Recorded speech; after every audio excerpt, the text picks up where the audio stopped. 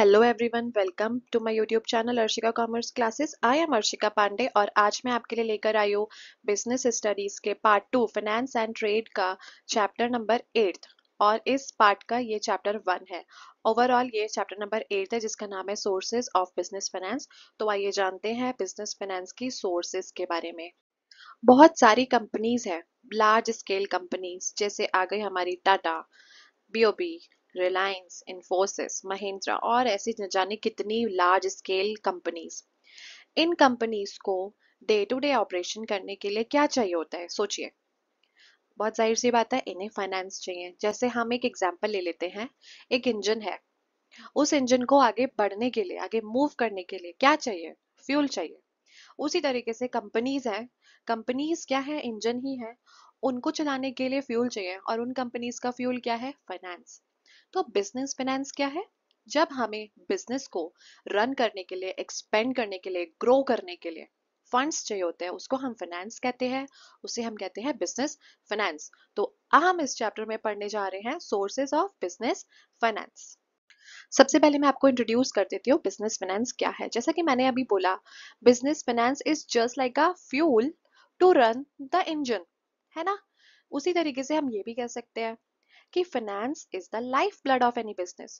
किसी भी बिजनेस का लाइफ का क्या है? खून है वो। It refers to the money required to carry out business activities. मतलब फाइनेंस क्या है? It refers to the money, finance refers to the money, funds, पैसा जो हमें चाहिए, बिजनेस को चाहिए। किसके लिए चाहिए? अपनी बिजनेस एक्टिविटीज को आगे बढ़ाने के लिए, उनको फंक्शनल रखने के लिए। ठीक है।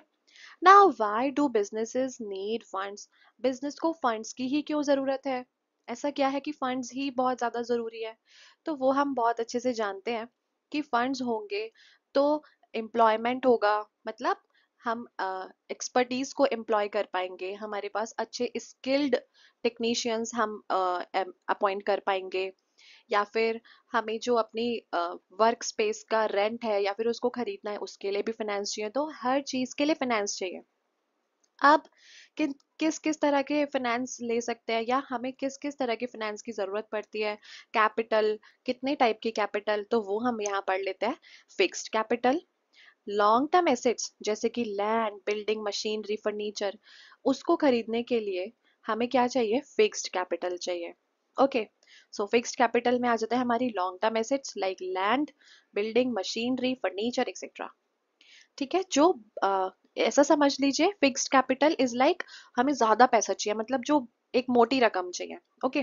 देन आ जाता है हमारा वर्किंग कैपिटल, मतलब जो डेली ऑपरेशंस है बिजनेस के, डे टू डे जो भी टास्क है उनको कैरी आउट करने के लिए, जैसे कि रॉ मटेरियल खरीदना है अपनी मैन्युफैक्चरिंग यूनिट के लिए, या अपने वर्कर्स को सैलरी देनी है, अपनी वर्क स्पेस का रेंट देना है, या वहाँ के क्लीनलीनेस के लिए, मतलब जो स्टाफ है हमारा क्लीनिंग फ्लोर स्टाफ, उनको सैलरी पे करना है। वो सब आ जाती है हमारी वर्किंग कैपिटल में। एंड ग्रोथ एंड एक्सपेंशन के लिए, मतलब हमें अपनी ही, हमारी एक मैन्युफैक्चरिंग यूनिट है। ठीक है। हम एक एग्जांपल ले लेते हैं, जैसे अमूल का। अमूल एक बड़ा एक ब्रांड है।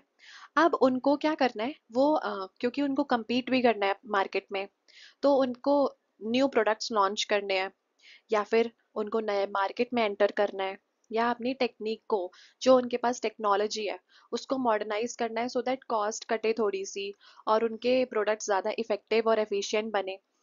तो हमें बिजनेस फंड्स क्यों चाहिए? हमें इसीलिए चाहिए, हमें फिक्स्ड कैपिटल के लिए चाहिए, वर्किंग कैपिटल के लिए चाहिए, बिजनेस को ग्रो और एक्सपेंड करने के लिए चाहिए। जैसे मैंने यहाँ पे एक एग्जांपल दिया है, when mister Anil Singh wants to expand his popular restaurant into a chain। उनका एक रेस्टोरेंट था XYZ, उनको बनानी थी उसकी चेन। वो चाहते थे अब ये और भी, मतलब अगर हम सपोज मुंबई की ही बात कर ले, तो मुंबई में उनकी एक लोकेशन में, थाने, सपोज थाने में उनका एक रेस्टोरेंट था। अब वो चाहते हैं कि मेरा रेस्टोरेंट अच्छा काम कर रहा है, तो क्यों ना मैं और भी लोकेशंस में इसका अपना एक रेस्टोरेंट खोलूं। ठीक है। तो उनको चेन बनानी थी। तो he needs fund for new location. नई लोकेशन के लिए उन्हें पैसा चाहिए, तो वो क्या है? फिक्स्ड कैपिटल चाहिए। और जो इनिशियल ऑपरेशनल कॉस्ट है, जैसे स्टाफिंग करनी है, या फिर रॉ मटेरियल खरीदना है, सब्जियां, ये वो बहुत सारी चीजें होती हैं। और वर्कर्स को अपॉइंट करना है, हलवाई रखने हैं, एक्सेट्रा। तो उसके लिए उन्हें क्या चाहिए, उनको वर्किंग कैपिटल चाहिए। ठीक है, तो it is just like that कि बिजनेस को फंड्स क्यों चाहिए। बिजनेस को फंड चाहिए फिक्स्ड कैपिटल के लिए, वर्किंग कैपिटल के लिए, और अपने बिजनेस को एक्सपेंड एंड ग्रो करने के लिए। सोर्सेज ऑफ फंड्स को और अच्छे से समझने के लिए यहाँ पे मैंने कर दिया है क्लासिफिकेशन ऑन डिफरेंट बेसिस। अब वो जान लेते हैं हम डिफरेंट बेसिस क्या है। जैसे on the basis of period, ownership and sources of generation. Period मतलब हमें कितने टाइम के लिए वो फंड्स चाहिए। हमें लॉन्ग टर्म फंड्स चाहिए which is more than 5 years, हमें 5 साल से ज़्यादा के लिए फंड्स चाहिए। हमें थोड़े उससे कम टाइम के लिए, मतलब हमें 1 से 5 साल के बीच में ही फंड्स की ज़रूरत पड़ने वाली है, या हमें सिर्फ 1 साल या उससे कम पीरियड के लिए फंड्स चाहिए। तो जब when we need funds for more than 5 years, it is long term. 1 to 5 years it is medium term, and less than 1 year or for 1 year it is short term। ठीक है, अब आगे बात कर लेते हैं ओनरशिप की। हमें ओनर्स फंड्स चाहिए, मतलब कैपिटल चाहिए हमें ओनर्स से। ठीक है, या फिर हमको लोन्स या क्रेडिट्स लेने हैं तो बोरोड फंड्स। तो ओनरशिप पे आ गई कि ओनर्स देने वाले हैं पैसा, तो वो ओनर्स फंड हो जाएगा। या हम बैंक से, फाइनेंशियल इंस्टीट्यूशन से लेंगे तो लोन्स या क्रेडिट्स लेंगे तो वो आ जाता है हमारा बोरोड फंड्स में। आगे आ गया सोर्सेज ऑफ जनरेशन, कि वो जो फंड्स हैं वो जनरेट कहाँ से होंगे। वो इंटरनली जनरेट होंगे, मतलब कहाँ से, विद इन द बिजनेस, या हम कहीं बाहर से लेंगे, बिजनेस के बाहर से, तो उसको कह दिया गया यहाँ पे external sources. Now comes the analogy of personal finance. Personal finance के बारे में एक बार समझ लेते हैं। जैसे होम लोन हो गया, वो क्या है, लॉन्ग टर्म या बोरोड फंड। क्योंकि होम लोन आपने लिया, आपने लंबे समय के लिया। ठीक है, हमने 20 years से 20 years के लिए ले लिया है, और वो क्या है, plus it is a borrowed fund. तो यहाँ पे पीरियड भी आ गया, period is long term which is more than 5 years, it could be 6, 10, 20, 25, है ना। और क्योंकि हमने वो लोन लिया है एक फाइनेंशियल इंस्टीट्यूशन या बैंक से, then it is a borrowed fund. आगे बात कर लेते हैं, using your savings for a vacation is an internal owners fund. अब आपने, ये शॉर्ट टर्म भी है। कैसे, आपको घूमने जाना था भाई वेकेशन पे, वहां पे आप अपनी सेविंग्स ही तो यूज कर रहे हैं। तो वो क्या है, वो है आपका sources of generation. Source of generation क्या हो गया, वो आपका खुद का पैसा है, इंटरनल है। Also it's a owners fund. ठीक है, तो ओनरशिप क्या आ गई, ओनर्स फंड। अब हम बात कर लेते हैं कि हमने किसी फ्रेंड से पैसा उधार लिया है कुछ शॉर्ट टर्म के लिए। ठीक है, अब फ्रेंड से उधार लिया पैसा, तो वो क्या है, it is a borrowed fund. And also हमने 1 महीने के लिए लिया है, so it's a short term. तो यहाँ पे मुझे लगता है अच्छे से समझ आ गया होगा कि पीरियड के बेसिस पे कैसे है ओनरशिप या जनरेशन। जब हम पैसा लॉन्ग लोन ले रहे हैं, हम घर खरीदने के लिए होम लोन लिया है हमने, then it's a borrowed fund which is for long term. हम वेकेशन पे जा रहे हैं, हमने अपनी खुद की सेविंग्स यूज करी है, then it's a owners fund. It is internal also, and it is for very short time. हमने 1 महीने के लिए अपने किसी फ्रेंड से पैसा उधार लिया है, तो वो क्या है, शॉर्ट टर्म है, and also it's a borrowed fund. अगर अभी भी क्लासिफिकेशन ना समझ आया हो तो ये लो, ये बेस्ट तरीका है। और इवन अगर आप ये चार्ट अच्छे से समझ के इसको अपने एग्जाम में, अपनी आंसर शीट में बना के आएंगे ना इस क्वेश्चन पे, तब आई गारंटी कि आपको फुल मार्क्स मिलने जा रहे हैं। ओके, तो सोर्सेज ऑफ फंड्स हमने यहाँ पे क्लासिफिकेशन किया on the basis of period, ownership and generation. Period मैंने बताया long term which is more than 5 years, medium term which is 1 to 5 years, या short term which is less than या for 1 year। ठीक है, तो long term में आ जाते हैं हमारे equity shares, retained earning, preference shares, debentures, loan from financial institutions and banks. Medium term आप कहाँ से करेंगे, कि आपने बैंक से लोन ले लिया, या पब्लिक डिपॉजिट्स थे, या किसी फाइनेंशियल इंस्टीट्यूशन से लोन ले लिया, या हमने लीज फाइनेंसिंग कर दी। ये मैं आगे समझाऊंगी आपको लीज फाइनेंसिंग। शॉर्ट टर्म हमने ट्रेड क्रेडिट लिया, फैक्टरिंग, बैंक्स, कमर्शियल पेपर। तो ये सारे आ गए हमारे पीरियड के बेसिस पे, और ये इनके सोर्सेज है। Now on the basis of ownership, जब ओनर्स फंड है तो इक्विटी शेयर्स या रिटेन्ड अर्निंग्स, ये हो गए दो ऑप्शंस। बोरोड फंड्स में debentures, loan from banks, from financial institutions, public deposits. ठीक है, and lease financing, commercial papers, तो ये सारे आ जाते हैं बोरोड फंड्स में। Now on the basis of source of generation, कि इंटरनल सोर्सेज क्या है, equity share capital and retain earning, and external sources में financial institutions, loans from banks, preference shares, public deposit.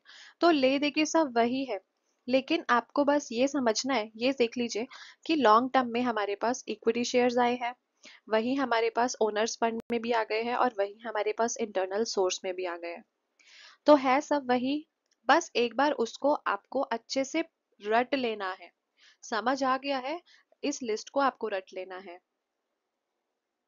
Now finance on the basis of ownership. तो यहाँ पे मैंने ownership में owner's fund या बोरोड फंड थे, उसका मैंने यहाँ पे डिफरेंशिएशन दिया है कि एक तरफ तो मैंने ownership owner's fund which is equity, and borrowed fund जो डेट है हमारा। ठीक है, तो मीनिंग जान लेते हैं। सबसे पहले ओनर्स फंड का है फंड्स कंट्रीब्यूटेड बाय ओनर्स। नाम से ही पता चल रहा है कि ओनर्स जब कंट्रीब्यूशन करते हैं वो हो जाता है ओनर्स फंड। बोरोड फंड क्या है, जब हम outside sources, it could be a bank और अ फाइनेंशियल इंस्टीट्यूशन, जब हम वहां से बोरो करते हैं तो वो हो जाता है हमारा बोरोड फंड्स या डेट। रिपेमेंट की बात करते हैं, ओनर्स फंड में रिपेमेंट की रिक्वायरमेंट नहीं होती, not required to be repaid during the company's life time. Company जब तक चलेगी तब तक रिपेमेंट की जरूरत ही नहीं है, क्योंकि दिया किसने, ओनर्स ने ही तो लगाया है पैसा। ठीक है, लेकिन बोरोड फंड्स में रीपे करना पड़ता है, और एक स्पेसिफिक पीरियड देता है आपको फाइनेंशियल इंस्टीट्यूशन या बैंक कि हमें इस टाइम के अंदर अंदर आपको ये लोन अपना पे ऑफ कर देना है। आगे बात कर लेते हैं रिटर्न की। तो ओनर्स फंड में क्या रिटर्न मिलेगा, उन्हें डिविडेंड मिलेगा। जो प्रॉफिट होता है वो डिविडेंड की तरह बांट दिया जाता है। Also sometimes return is not guaranteed. ठीक है, लेकिन बोरोड फंड में आपको इंटरेस्ट देना पड़ता है। अ फिक्स्ड लीगल ऑब्लिगेशन है कि आपको हर महीने इंटरेस्ट, एक फिक्स्ड अमाउंट ऑफ इंटरेस्ट, कुछ परसेंटेज होता है उसका, वो पे करना है। ठीक है, कंट्रोल की बात कर लेते हैं। तो ओनर्स फंड पे पूरा कंट्रोल किसका है, ओनर का है, क्योंकि वो पैसा भी उन्हीं का है। लेकिन जब बोरोड फंड की बात करते हैं, डेट्स की, तो lenders have no direct control but can impose condition. जहाँ पे जिन्होंने पैसा लेंड किया है, जो फाइनेंशियल इंस्टीट्यूशन या बैंक है, उनका कोई डायरेक्ट कंट्रोल तो नहीं है, लेकिन वो कुछ भी कंडीशन लगा सकते हैं कि आपको हम इतनी ही लिमिट देंगे, या हम आपको इससे ज्यादा परसेंटेज या इससे कम परसेंटेज का इंटरेस्ट नहीं दे सकते, मतलब ले सकते आपसे, है ना। So there could be conditions. Example मैं बताती हूँ, ओनर्स फंड का है, शेयर्स इशू कर दिए या उनके रिटेन्ड अर्निंग्स है, ये ओनर्स फंड के एग्जाम्पल है। एंड डेट यानी कि बोरोड फंड्स के एग्जाम्पल क्या है, बैंक लोन या डिबेंचर्स। और यहाँ पे मैंने एक एग्जाम्पल दिया है फ्लिपकार्ट का, कि जो फ्लिपकार्ट के फाउंडर्स हैं सचिन एंड बिन्नी बंसल, उन्होंने क्या किया था फ्लिपकार्ट को शुरू करने के लिए, उन्होंने अपनी खुद की ही सेविंग्स लगाई थी। उनकी खुद की सेविंग क्या हुई, ओनर्स फंड।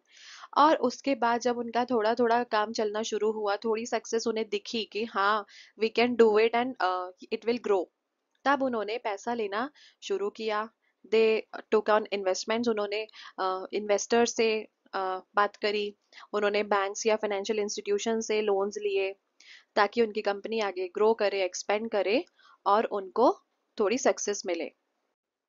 अब मैं आपको बताती हूँ कि रिटेन अर्निंग क्या होता है। देखो, रिटेन अर्निंग दो वर्ड से मिलकर एक वर्ड बन गया है, रिटेन्ड एंड अर्निंग। सबसे पहले अर्निंग जान लेते हैं। अर्निंग हम कह सकते हैं हमारी पॉकेट मनी। अब एक लड़का है राहुल, उसको उसकी अर्निंग हुई है, उसके पापा ने उसको पॉकेट मनी दी, कहा लो तुम्हारे महीने का खर्चा इससे निकल जाएगा।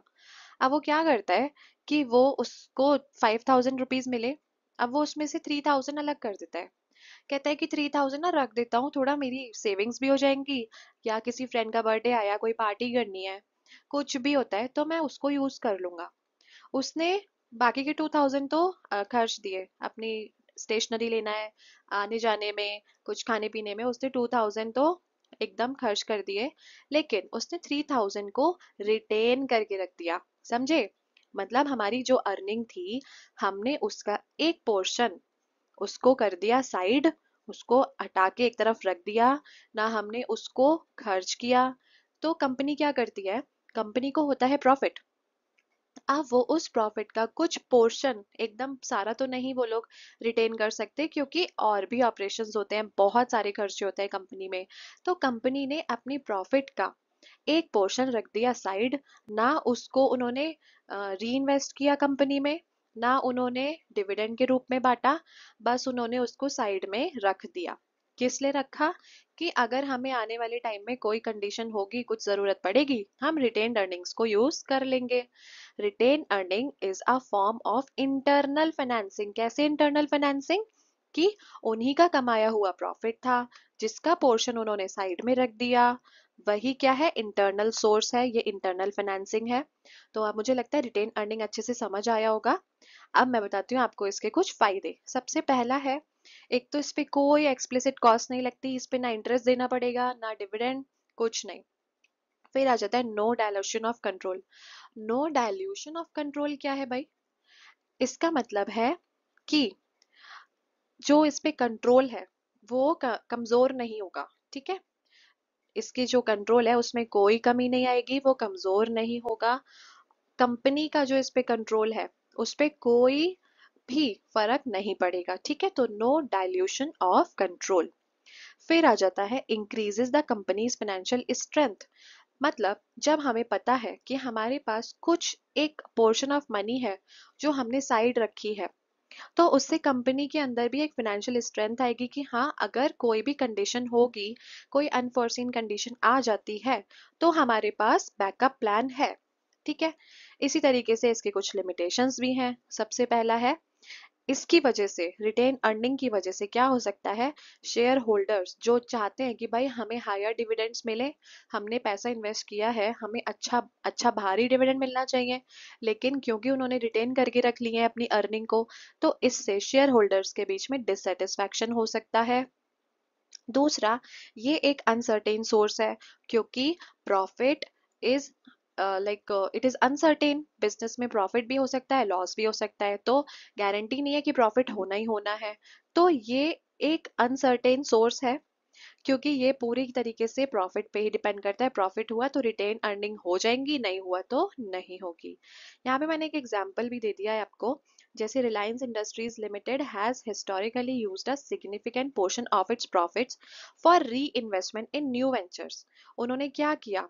उन्होंने अपने प्रॉफिट्स के अच्छे खासे मतलब पोर्शन को उन्होंने एज अ री इन्वेस्टमेंट, मतलब फिर से इन्वेस्ट करने के लिए, जैसे उनका न्यू वेंचर था जियो और उनकी जो रिटेल बिजनेसेस हैं उसमें उन्होंने री इन्वेस्टमेंट किया, which is a classic case of ploughing back profits for expansion. मतलब आपने क्या किया? प्रॉफिट को प्लो बैक किया, मतलब आपने उसको सींच के रखा और आपने अपने बिजनेस को एक्सपेंड करने के लिए उसको यूज कर लिया। आई होप आपको रिटेन अर्निंग अब अच्छे से समझ आ गया होगा। यहाँ पे मैंने रिलायंस और जियो का एग्जाम्पल दे दिया है। Now let's move to the next slide. अब क्लासिफिकेशन में हमने दो टर्म्स और सुनी थी, ट्रेड क्रेडिट एंड फैक्टरिंग। तो समझाती हूँ ट्रेड क्रेडिट क्या है। देखो, ट्रेड का मतलब क्या होता है? Buying and selling. और क्रेडिट का मतलब क्या है? उधार। ठीक है, तो ट्रेड क्रेडिट क्या है? कि जो उधार सप्लायर अपने कस्टमर को, मतलब सपोज एक रिटेलर है और वो सामान खरीदता है, अपने सप्लायर से सामान मंगाता है। ठीक है, अब सप्लायर ने क्या कहा कि चलो अभी पैसा मत दो, ये बिक जाने दो, तुम 30 दिन के अंदर अंदर या 30 दिन पूरा होने पे मुझे पैसा दे देना। ठीक है, तो ट्रेड क्रेडिट क्या है? क्रेडिट, उधार जो एक्सटेंड करता है। कौन? सप्लायर। किस लिए करता है भाई? क्योंकि उनसे आपने गुड्स एंड गुड्स खरीदे हैं। ठीक है, तो credit extended by supplier for the purchase of goods, वो क्या है? ट्रेड क्रेडिट है। और ये एक शॉर्ट टर्म सोर्स है। क्यों? क्योंकि यहाँ पे मैंने एग्जांपल आपको दिया अभी कि सप्लायर ने क्या कहा कि तुम मुझे 30 दिन के अंदर अंदर या 30 दिन पूरा होने पे 15 दिन, 45 दिन। ठीक है, मतलब उन्हें एक साल के अंदर अंदर का ही होता है इसमें period, so it's a short term source. अब यहाँ एक एग्जांपल मैंने आपको दे दिया कि एक रिटेलर है, भाई जनरल मर्चेंट है। ठीक है, वो क्या कर रहा है? वो स्टॉक मंगाता है होलसेलर से, और होलसेलर उससे कहता है कि तुम मुझे, मैं तुम्हें 30 दिन का टाइम दे रहा हूँ, तुम मुझे 30 दिन के अंदर अंदर पैसा जमा कर देना, पैसा भर देना। ठीक है, so a retailer gets 30 days to pay for the stock receive from a wholesaler. आगे जानते हैं हम फैक्टरिंग के बारे में। भाई फैक्टरिंग क्या है? तो फैक्टरिंग अ फाइनेंशियल सर्विस, ये एक तरह की फाइनेंशियल सर्विस है। ठीक है, जहाँ पे बिजनेस क्या करता है? अपने, उनके कुछ बिल्स ऑफ एक्सचेंज होते हैं, उनके अकाउंट रिसीवेबल्स होते हैं, उसको वो क्या करता है? बेच देता है। किसे बेचता है? वो थर्ड पार्टी को बेचता है। ठीक है, थर्ड पार्टी यहाँ कौन है? एक फैक्टर है। ठीक है, और वो क्या करता है कि सपोज 10,000 के बिल्स उसके हैं, वो उनको 8,000 में बेच देता है, तो वो डिस्काउंटेड रेट पे बेचता है। अब अब आप समझिए फैक्टर कौन है। फैक्टरिंग बताया, फैक्टर कौन है भाई? तो फैक्टर एक समझ लीजिए आप थर्ड पार्टी है। It is an intermediary agent है जो कैश प्रोवाइड करता है या फाइनेंसिंग प्रोवाइड कर देता है उस कंपनी को। कैसे प्रोवाइड करता है? In exchange of their bills of exchange, उनके इनवॉइस या उनके जो अकाउंट रिसीवेबल्स है उनको खरीद लेता है डिस्काउंटेड रेट पे, और उनको जितना उन्हें पैसा चाहिए उन्हें दे देता है। या फिर इन शॉर्ट अगर हम कहें तो एक फैक्टर जो है वो क्या है? फंडिंग सोर्स है। And the factor agrees to pay the company the value of an invoice, मतलब जो उसके इनवॉइस है, बिल्स की जो वैल्यू है वो पे करने के लिए तैयार हो जाता है, less a discount for commission and fees, और डिस्काउंट उस पे काट लेता है। वो डिस्काउंट क्यों काट लेता है? वो उसका कमीशन या उसकी फीस हो जाता है। ठीक है, तो हमने समझा trade credit and factoring. Also factor then collects the debt from the customer, फिर वो क्या करता है फैक्टर बाद में? जो डेट था, जो उस पे कर्ज था, वो कस्टमर से कलेक्ट करता है। इससे this provide immediate cash to the business, और बिजनेस को इससे इमीडिएट जो रिक्वायरमेंट है कैश की वो पूरी हो जाती है। अब यहाँ पे मैंने आपको एक एग्जांपल दिया फैक्टरिंग के समझने के लिए। एक अपैरल मैन्युफैक्चरर है, ठीक है, वो अपने बिल्स को, अपने इनवॉइसेस को बेच देता है, और वो जो उसके इनवॉइस थे वो लार्ज रिटेल चेन के थे। ठीक है, he sells its invoice from a large retail chain to a factoring company। Factoring company से एसबीआई ग्लोबल फैक्टर्स लिमिटेड की हम यहाँ पे एग्जांपल ले लेते हैं। ठीक है, और वो उनको बेच देता है to get immediate cash for its next production cycle. अब उसको क्योंकि मैन्युफैक्चरर है तो उसको आगे भी प्रोडक्शन साइकिल अपनी दूसरी चलानी है, तो उसके लिए उसको इमीडिएट कैश की जरूरत थी। उसने क्या किया? अपने जो इनवॉइस थे उनको बेच दिया एसबीआई ग्लोबल फैक्टर लिमिटेड को, और उससे उसको इमीडिएट कैश की रिक्वायरमेंट पूरी हो गई। आगे की सोर्सेज के बारे में बात कर लेते हैं। देखो, लीज फाइनेंसिंग है और है पब्लिक डिपॉजिट्स। तो सबसे पहले लीज फाइनेंसिंग क्या है? देखो, lease financing is nothing but किराया। हम में से बहुत सारे लोग ऐसे होंगे जिनकी पेरेंट्स की गवर्नमेंट जॉब रही होगी या फिर ट्रांसफरेबल जॉब रही होगी, और हम एक शहर से दूसरे शहर ट्रांसफर होते हैं। ठीक है, तो अब क्या होता है कि हम एक शहर में रह रहे हैं, पर्टिकुलर शहर में, हम भाई दिल्ली के हैं। ठीक है, अब दिल्ली में हमारा अपना मकान था, लेकिन अभी हमें मुंबई जाना पड़ रहा है ट्रांसफर की वजह से।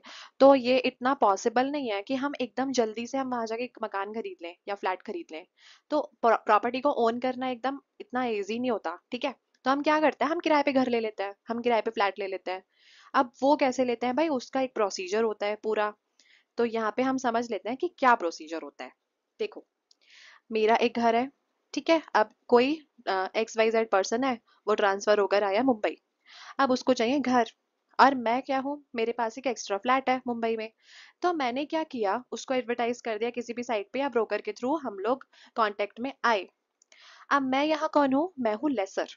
ठीक है, मैं हूँ first party which is lesser, और जो रेंट के लिए मकान लेने आया है वो है लेसी। ठीक है, अब वो क्या करेगा? लेसी लेसी को मेरी प्रॉपर्टी को यूज करना है, और मुझे क्या करना है? मेरे पास तो खाली पड़ा था, तो मेरे लिए तो ये अच्छा ही है ना, मेरा तो इन्वेस्टमेंट टाइप है कि मुझे उसके बदले वो यूज करेगा और मुझे उसके बदले कुछ पैसा मिलेगा। तो हम आएंगे एक एग्रीमेंट में जिसको कहते हैं रेंट एग्रीमेंट। ठीक है, तो लीज फाइनेंसिंग क्या है ओवरऑल? लीज फाइनेंसिंग है, मेरा एक घर है, मैंने किसी को रेंट पे दे दिया, हमने एक कॉन्ट्रैक्ट साइन किया, हमने कॉन्ट्रैक्ट को आपस में एक दूसरे ने एक्सेप्ट किया कि ओके, हम इस कॉन्ट्रैक्ट में आते हैं, तुम मेरा मकान यूज करो, तुम मेरा फ्लैट यूज करो, लेकिन कुछ कंडीशंस मैंने उसको दे दी कि तुम यहाँ से खिड़कियां मत तोड़ देना, या दीवारों का पेंट नहीं तुम चेंज कर सकते मेरी परमिशन के बिना, या फिर तुम फ्लोरिंग खराब मत करना, कुछ तोड़ा ताड़ी मत कर देना, दीवारें मत तोड़ने लग जाना, दो कमरों को काट के एक मत बना देना। ठीक है, तो हम एक कॉन्ट्रैक्ट में आए कि आपको बहुत माइंडफुली मेरी प्रॉपर्टी को यूज करना है। और मैंने उसको बोला कि भाई मैं तुम्हें महीने का तुमसे मैं 30,000 चार्ज करूंगी अपने फ्लैट का। ठीक है, तो लीज फाइनेंसिंग कुछ भी नहीं है। लीज फाइनेंसिंग एक कॉन्ट्रैक्ट है जहां पे दो पार्टीज, जिसमें से फर्स्ट पार्टी है लेसर, जो अलाउ करती है दूसरी पार्टी को, लेसी को, अपनी इन्वेस्टमेंट यूज करने के लिए एक पीरियोडिक पेमेंट के अगेंस्ट, और वो उसको रिटर्न में मिलता है, एंड ऑल्सो एक पीरियड के लिए। ठीक है, यहाँ पे क्या और एग्जांपल दे देते हैं एयरलाइंस का, जैसे कि इंडिगो या विस्टारा या फिर एयर इंडिया, ये एयरलाइंस है, वो क्या करती हैं अपने एयरक्राफ्ट्स को, वो मोर ऑफन वो रेंट पे दे देती है, लीज पे दे देती हैं, या खरीद लेती हैं लीज पर, ठीक है। इंस्टेड ऑफ बाइंग देम, की खरीदने की जगह वो किसी और कंपनी से उसको लीज पर ले लेते हैं। उससे क्या होता है, उनका जो उनकी जो अपफ्रंट इन्वेस्टमेंट है वो भी कम होती है, और उनकी जो ऑब्सोलेंस मतलब डेप्रिशिएट होने का जो खतरा है या रिस्क है, या ऑब्सोलेट होने का जो रिस्क होता है वो भी कम हो जाता है, ठीक है। तो lease financing is nothing but it is just like किराए का मकान वाला कॉन्सेप्ट आप अपने दिमाग में रखिए। जो बंदा ओनर है वो लेसर है, जो बंदा लीज पे ले रहा है किसी से कोई प्रॉपर्टी या सामान, कोई कोई भी चीज, वो लेसी है। वो एक कॉन्ट्रैक्ट साइन करते हैं और उसके बदले एक पार्टी दूसरी पार्टी को लीज रेंट देती है। अब कौन सी पार्टी देती है ये आप खुद सोचिए। अब आ जाते हैं हम पब्लिक डिपॉजिट पे। भाई बहुत आसान सा है, पब्लिक डिपॉजिट। पब्लिक कौन है, जनरल पब्लिक, हम लोग। और डिपॉजिट क्या है भाई, पैसा, ठीक है। अब कैसे पब्लिक डिपॉजिट, जब कोई कंपनी डायरेक्टली जनरल पब्लिक से पैसा रेज करती है, डिपॉजिट्स रेज करती है, उसको कहते हैं public deposit. So deposits raised by a company directly from the public is public deposit. Also they offer higher interest rates than banks.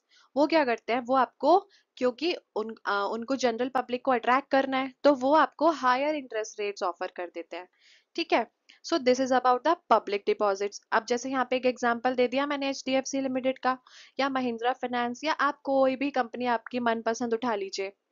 तो वो क्या है, have historically raise funds through public deposit scheme. उन्होंने क्या किया है, public deposit schemes के through बहुत सारा पैसा, बहुत सारे फंड्स को रेज किया है। यहाँ पे मैंने एक एयरलाइन का आपको एग्जांपल दिया था कि उन्होंने क्या किया, लीज कर लिया, ओन करने की जगह उन्होंने उसको रेंट पे ले लिया। तो अब हम बात कर लेते हैं सोर्स नंबर 4 की, जो है शेयर्स। शेयर्स ओनरशिप कैपिटल में ही आते हैं, और शेयर्स हमारे पास टू टाइप्स के हैं, equity shares and preference shares. Equity shares क्या होते हैं, इक्विटी शेयर्स रिप्रेजेंट करते हैं ओनरशिप ऑफ अ कंपनी। एक कंपनी के शेयर्स श्याम ने खरीदे, ठीक है, उसने 100 शेयर्स खरीदे, या उसने n नंबर ऑफ शेयर्स, कुछ भी शेयर्स उसने खरीदे, उतनी उसकी ओनरशिप हो जाती है कंपनी में, ठीक है। वो शेयर होल्डर हो गया, तो अब वो कंपनी का ओनर भी है, ठीक है। अब पूरा ओनर नहीं होता है, जैसे जैसे वो शेयर्स खरीदते हैं वो एक तरह से वो ओनर्स ही कहलाते हैं, ठीक है। तो ये पहली बात कि जो इक्विटी शेयर होल्डर्स होते हैं they are the owners of a company. Share holders get voting right. यहाँ पे जो शेयर्स खरीदते हैं, इक्विटी शेयर्स खरीदते हैं किसी कंपनी के, उनको वोटिंग राइट मिल जाता है। जैसा मैंने बताया था कि कंपनी के बोर्ड ऑफ डायरेक्टर्स को इलेक्ट कौन करते हैं, शेयर होल्डर्स करते हैं, उनको इक्वल वोटिंग राइट्स मिलते हैं, और वो अपने वोटिंग राइट्स का इस्तेमाल करके बोर्ड ऑफ डायरेक्टर्स को अपॉइंट कर सकते हैं, चेंज कर सकते हैं at the time of requirement. फिर आ जाता है हमारे पास dividend is not fixed. Equity share holders को fixed amount of dividend, fix rate या फिक्स टाइम पे नहीं दिया जाता है, क्योंकि यहाँ पे जो सब डिविडेंड या प्रॉफिट्स है या जो कुछ भी है वो सारा शेयर मार्केट के ऊपर टोटली डिपेंड करता है।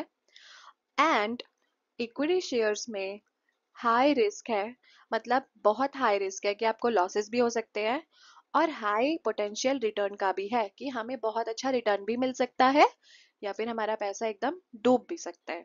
ये हो गई इक्विटी शेयर्स के बारे में बात। अब मैं बताती हूँ आपको प्रेफरेंस शेयर्स। देखो प्रेफरेंस नाम से ही पता चल रहा है ना, प्रेफरेंस जैसे हमारी क्लास में हम इलेक्ट करके किसी एक को मॉनिटर या फिर किसी एक को कैप्टन चूज करते हैं अपने स्कूल का, तो उसी तरह से यहाँ पे भी है। क्या होता है कि हम हमारी क्लास में 50 स्टूडेंट्स हैं, जिसमें से 3 आर द एक्सपेक्टेड इंडिविजुअल्स या स्टूडेंट्स जो कि क्लास मॉनिटर बनने के लायक है। अब टीचर बता देता है कि ये 3 लोग हैं। अब आप अपनी प्रेफरेंस से इनको वोट कीजिए कि आप किसको 3 नंबर पे रखेंगे, किसको 2 नंबर पे रखेंगे, किसको 1 नंबर पे रखेंगे। तो प्रेफरेंस शेयर्स में भी इसी तरह से है। क्या होता है, जो शेयर होल्डर्स प्रेफरेंस शेयर्स में इन्वेस्ट करते हैं या प्रेफरेंस शेयर्स को खरीदते हैं, उनके पास प्रेफरेंशियल राइट होता है कि उनको फिक्स रेट ऑफ डिविडेंड मिलेगा। लेकिन किन से पहले मिलेगा, इक्विटी शेयर होल्डर से पहले। मतलब यहाँ पे इक्विटी शेयर होल्डर्स को सेकंड नंबर पे रखा जाता है at the time of dividing dividend और giving dividend, और प्रेफरेंशियल शेयर होल्डर्स को प्रेफरेंशियल राइट भी मिलता है और उनको 1 नंबर पे रखा जाता है कि हम आपको डिविडेंड पहले देंगे, एक fix rate of dividend, equity shares को बाद में देखा जाएगा। दूसरी बात आ जाती है, जो लोग प्रेफरेंस शेयर्स में इन्वेस्ट करते हैं, ठीक है, उनको इन केस ऑफ हमने ए कंपनी का हमने प्रेफरेंस शेयर्स ले लिए हैं, लेकिन with because of some conditions या फिर कुछ अनफोर्सीन कंडीशंस आ गई हैं जिसकी वजह से कंपनी को वाइंड अप होना पड़ रहा है, तो अब क्या होगा कि जिन्होंने प्रेफरेंस शेयर्स खरीदे थे उनको उनका इन्वेस्टेड अमाउंट, उनकी जो कैपिटल है वो उनको वापस दे दी जाती है, ठीक है, बिफोर इक्विटी शेयर होल्डर्स। यहाँ पे डिविडेंड भी पहले किसको मिलेगा, प्रेफरेंस शेयर होल्डर्स को, और सारी कैपिटल वापस कर दी जाएगी प्रेफरेंस शेयर्स को इक्विटी शेयर होल्डर्स को करने से पहले। तीसरा नंबर आ जाता है कि यहाँ पे प्रेफरेंस शेयर्स को वोटिंग राइट नहीं दिया, मतलब जो प्रेफरेंस शेयर होल्डर्स हैं उनको वोटिंग राइट नहीं मिलेगा।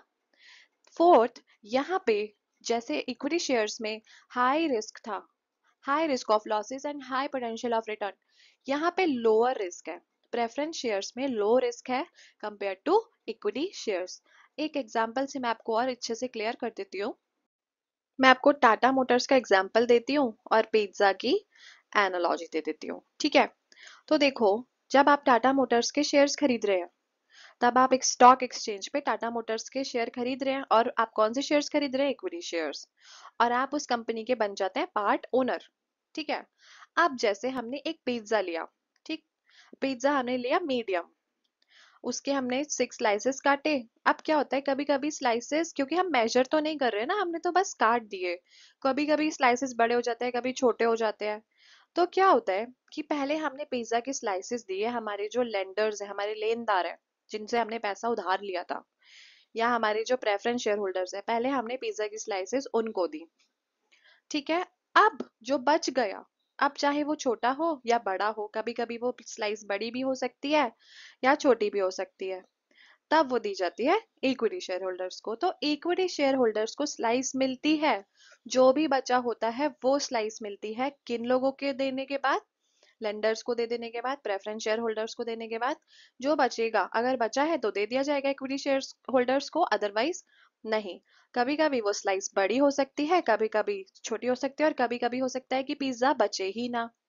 तो प्रेफरेंस शेयर होल्डर्स को एक फिक्स्ड स्लाइस मिलेगी, वो स्मॉलर भी हो सकती है या वो बड़ी भी हो सकती है। So preference share holders get a fixed smaller slice first.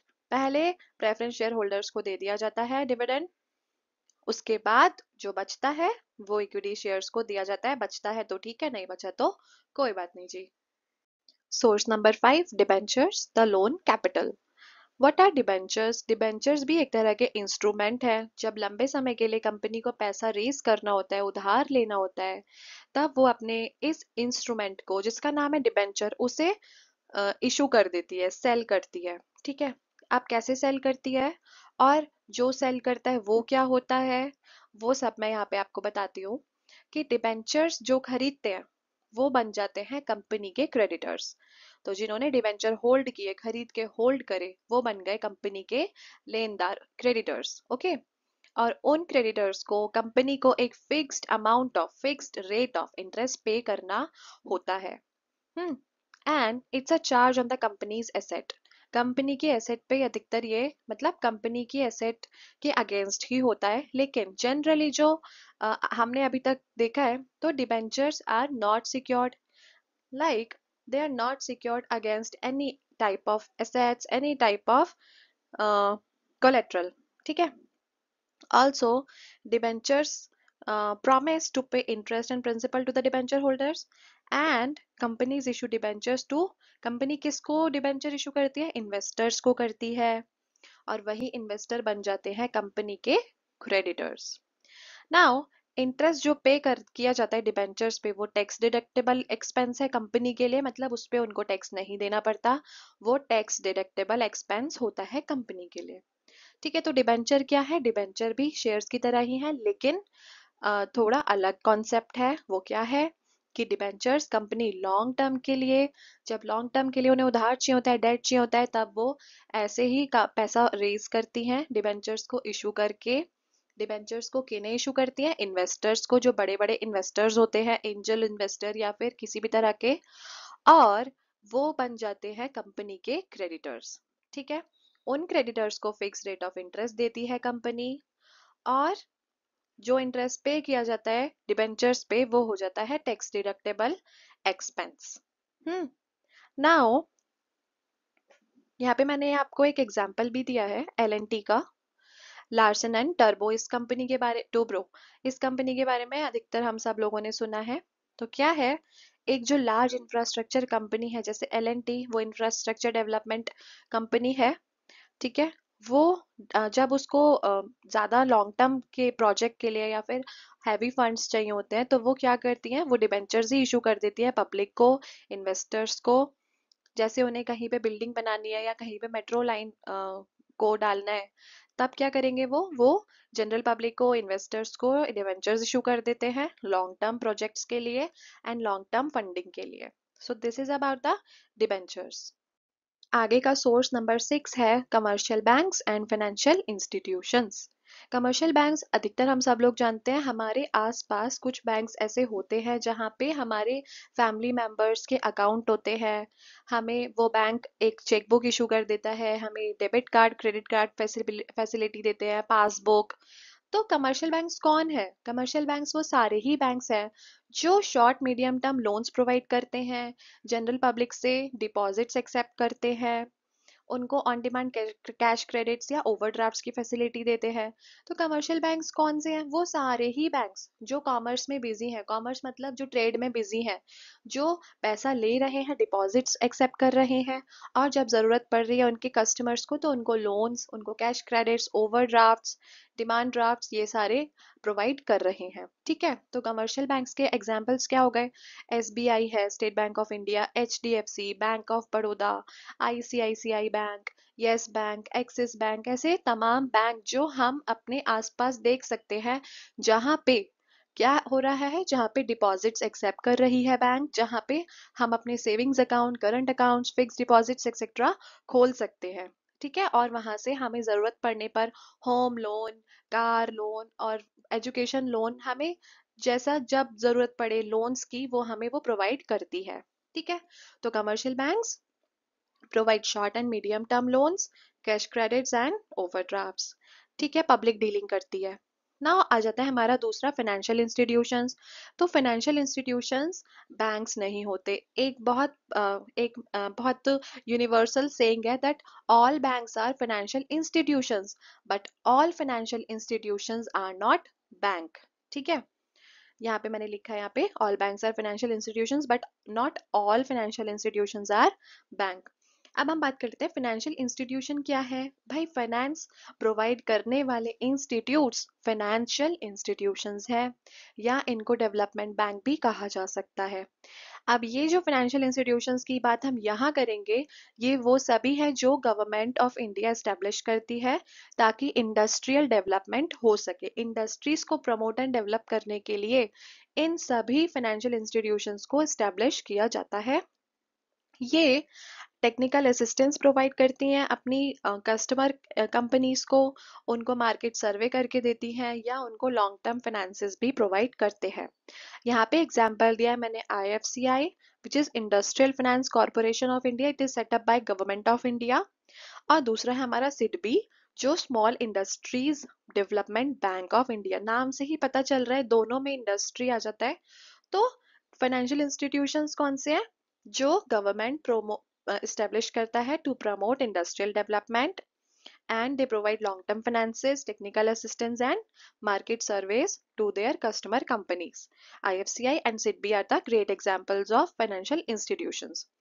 जैसे कि बैंक्स कौन है? बैंक है जनरल स्टोर्स। ठीक है, जहाँ पे हर किसी के लिए वो खुला है, और आपको सारे पर्पस आपके वहाँ पे पूरे हो सकते हैं। जनरल स्टोर में आपको सब मिलेगा, stationery, food items, grocery, and vegetables, fruits, dairy products. ठीक है, तो बैंक्स क्या करती है? Banks are like general stores for finance, कि आपको हर किसी को हर जरूरत वहां पूरी हो जाएगी पैसे से रिलेटेड। लेकिन फाइनेंशियल इंस्टीट्यूशंस क्या है? एक स्पेशलिटी स्टोर है, स्पेशलाइज्ड। जैसे मिठाई की दुकान अलग है, वहां पे आपको कपड़े लत्ते नहीं मिलेंगे, वहां पे शूज नहीं मिलेंगे।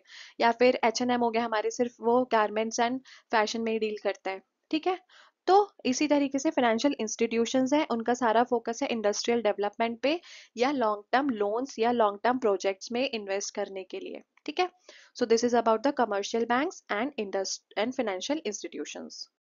अब हम पढ़ लेते हैं international sources of finance. International sources of finance का मतलब कि फाइनेंस का सोर्स जो अभी तक अपने देश के अंदर अंदर ही था, अब जब वो ग्लोबलाइज हो जाता है, जब वो और देशों में भी जाके हम फाइनेंस को रेज कर सकते हैं, वो क्या होता है? वही होता है इंटरनेशनल सोर्स। ठीक है, जब कभी कोई बिजनेस ग्लोबल जाता है और वहां से वो पैसा रेज करते हैं, वो कहाँ से रेज करते हैं? इंटरनेशनल मार्केट से, फॉरेन कंट्रीज के मार्केट से। वो क्या है? इंटरनेशनल सोर्स हो जाता है। अब यहाँ पे हमारे पास GDR है, ADR है, और है FCCB। अब मैं आपको बताती हूँ GDR, जैसे बहुत कॉम्प्लिकेटेड लग रहा होगा सुनने में, but it is very simple. ADR is also just like GDR, and these are the simplest concept, yet they are described in थोड़ा टेक्निकल वर्ड्स एंड लैंग्वेज। देखो क्या था, अभी तक कोई इंडियन कंपनी थी, उसको पैसा चाहिए था, उसने अपनी सिक्योरिटीज को इशू किया, शेयर्स को इशू किया अपनी जनरल पब्लिक को। उन्होंने, जनरल पब्लिक ने उनके शेयर्स को खरीदा, पैसा इन्वेस्ट कर दिया उनकी कंपनी में। ठीक, ये हो गई एक बात। अब दूसरी बात आ जाती है, 1991 से पहले हमारी इंडिया के अंदर आप इंडियन कंपनी सिर्फ इंडियन जनरल पब्लिक से ही पैसा रेज कर सकती थी।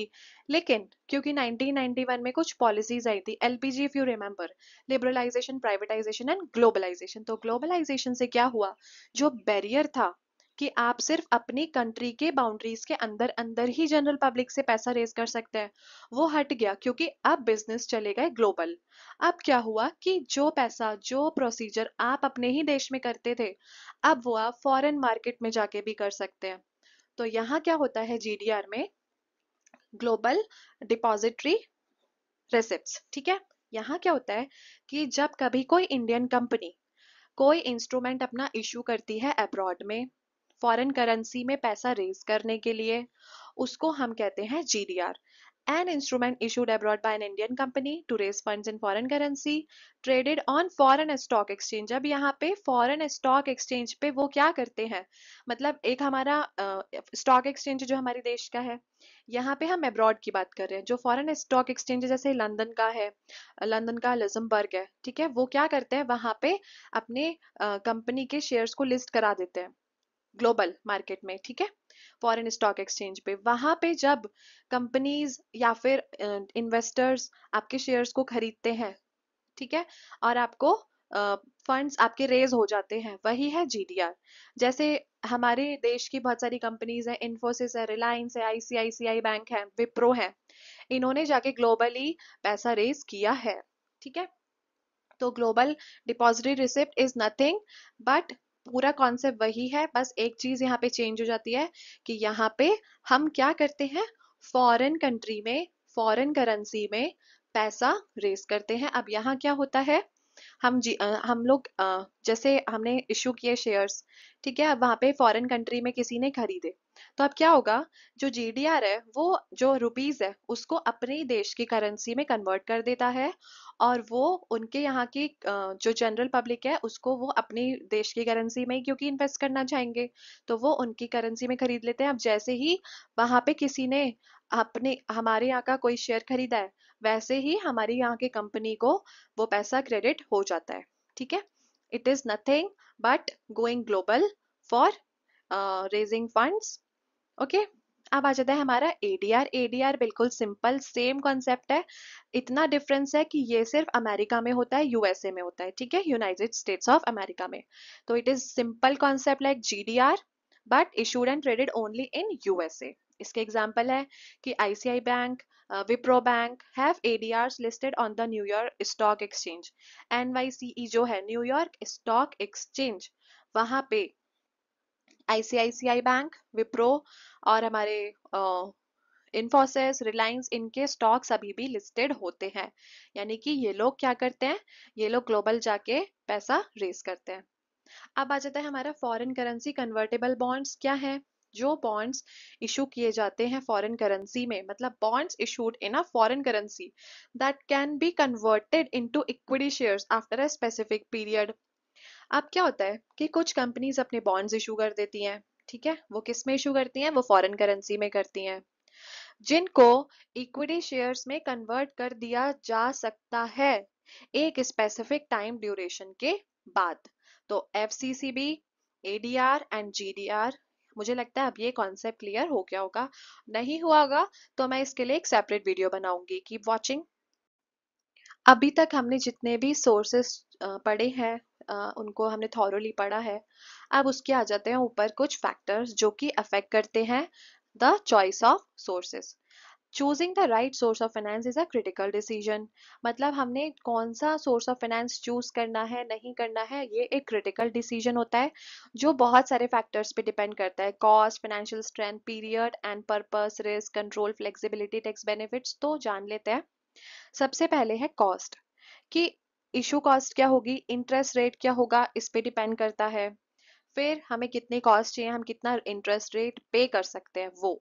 Financial strength, can the company afford fix payments like interest, कि कंपनी की फाइनेंशियल स्ट्रेंथ कितनी है, जितना इंटरेस्ट रेट फिक्स्ड है वो अफोर्ड कर पा रही है, उसको पे करना अफोर्ड कर सकती है कि नहीं कर सकती है।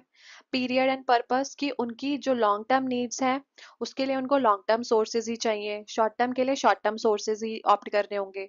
तो उनको देखना होता है कि उनको कितने टाइम के लिए चाहिए और उनका पर्पस क्या है। रिस्क, कि debt is riskier than equity due to the fixed repayment obligation, की जब डेट्स, मैंने बताया था कि डेट क्या होता है, debentures are riskier and debts are riskier than equity, क्योंकि उनका कुछ फिक्स्ड रिपेमेंट ऑब्लिगेशन है, उनको एक फिक्स्ड पीरियड के लिए ही दिया जाता है और उनको उस पर कुछ फिक्स्ड इंटरेस्ट पे करना होता है, तो उनको अपना रिस्क भी कैलकुलेट करना है। देन आ जाता है हमारा कंट्रोल, कि जब हम न्यू इक्विटी शेयर्स इशू कर रहे हैं तब वो एग्जिस्टिंग ओनर्स का जो कंट्रोल है उसको थोड़ा डगमगा देता है, ठीक है। तो कंट्रोल भी देखना है कि new issuing new equity shares dilutes the control of existing owners. सो उस पे क्या इम्पैक्ट होगा, उसका क्या रिजल्ट होगा, ये भी कैलकुलेटेड होना चाहिए। फ्लेक्सिबिलिटी, कि हमें जो हमने पैसा रेज किया है उसको रीपे करना उनके लिए कितना आसान है या कितना डिफिकल्ट है, वो उनको देखना है। और आखिर में देखना है टैक्स बेनिफिट्स की। Interest on debt is tax deductible, कि जैसा कि मैंने बताया जब हम डिबेंचर्स पे इंटरेस्ट पे कर रहे हैं तो वो इंटरेस्ट होता है टैक्स डिडक्टेबल। तो उनको टैक्स बेनिफिट्स क्या मिल रहे हैं अपने सोर्स ऑफ फाइनेंस से, उनको वो भी कैलकुलेट करना है। तो ये हमारे कुछ फैक्टर्स थे। आप अगर इनकी सिर्फ हेडिंग्स हेडिंग्स भी याद कर लेंगे तो आपको याद रहेगा कि आपको एग्जाम में क्या लिखना है। Summary and conclusion for the chapter, that business finance is crucial for all types of business activities. business activities बहुत तरह की होती हैं, हमें उसके लिए फाइनेंस की ज़रूरत पड़ती ही है, उसी को हम बिजनेस फाइनेंस कहते हैं। फिर हमने पढ़ा कि सोर्सेज को हमने 3 बेसिस पे क्लासिफाई कर दिया था, पीरियड, ओनरशिप एंड जनरेशन पे, कि कहाँ से जनरेट होंगे फंड्स। फिर हमने पढ़ा है ओनर्स फंड के बारे में, shares, types of shares, retained earnings, है ना। These provide permanent capital but involve sharing control and profit, तो वो मैंने डिटेल में सारा पढ़ाया है। बोरोड फंड्स जैसे हमारे डिबेंचर्स एंड लोन्स थे, are cheaper and offer tax benefits, क्योंकि वो उनके ऊपर जो इंटरेस्ट पे करना होता है वो टैक्स डिडक्टेबल होता है, लेकिन उनके कुछ फिक्स रीपेमेंट ऑब्लिगेशंस हैं या रिस्क हैं, वो उनके साथ आ जाते हैं डिबेंचर्स एंड लोन के साथ। देन जो चॉइस है या फिर राइट सोर्स को चूज करना है वो बहुत सारे फैक्टर्स पे डिपेंड करता है और उसको केयरफुली एग्जामाइन करना, इवेल्युएट करना बहुत ज़रूरी होता है। तो ये हमने सारा इस चैप्टर में पढ़ा। और जीडीआर, एडीआर एंड एफसीसीआई पे मैं एक और वीडियो बनाऊंगी, तो उसको भी आप ज़रूर से देख लें। यहाँ पे मैंने कुछ क्वेश्चंस भी दे दिए हैं, जैसे why would an investor buy preference shares if the return is fixed and lower than potential equity returns। तो इस वीडियो में मैंने आपको आंसर्स भी दिए हैं, ये हमारे वेरी शॉर्ट या शॉर्ट में आ जाते हैं। लॉन्ग क्वेश्चंस जो एनसीईआरटी बुक के होंगे आपके, या अगर आप संदीप गर्ग या पूनम महेश्वरी से पढ़ रहे हैं तो आप अपने जो भी प्रॉब्लमैटिक क्वेश्चंस हैं जहाँ पे आपको इशू आ रहा है वो क्वेश्चंस आप कमेंट सेक्शन में टाइप कर दीजिए और मैं उनको जल्दी से जल्दी आंसर करूंगी। So thank you very much for watching my video. Please keep watching it, like it, subscribe to my channel and share with all your friends and classmates. All the best.